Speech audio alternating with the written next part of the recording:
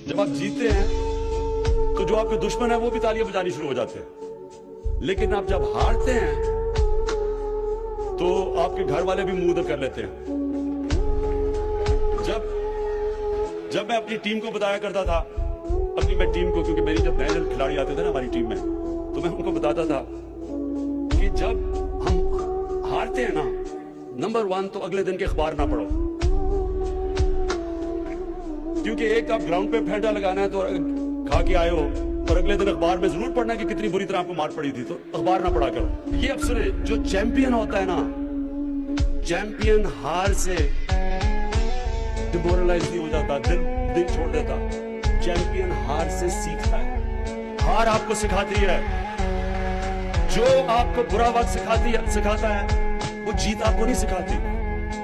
बुरा वक्त आपको मौका देता है कि मैंने क्या गलतियां की, इनको कैसे मैंने ठीक करना है। और आप कितना ऊपर जाएंगे, जितना आप बेहतर अपनी गलतियों का जायजा ले सकेंगे, गलतियां दूर करेंगे, मेहनत करेंगे, पर ऊपर चले जाएंगे। जब मुश्किल वक्त आता है, ये समझे कि ये आपकी बेहतरी के लिए आया है, क्योंकि ये आपको सिखाता है।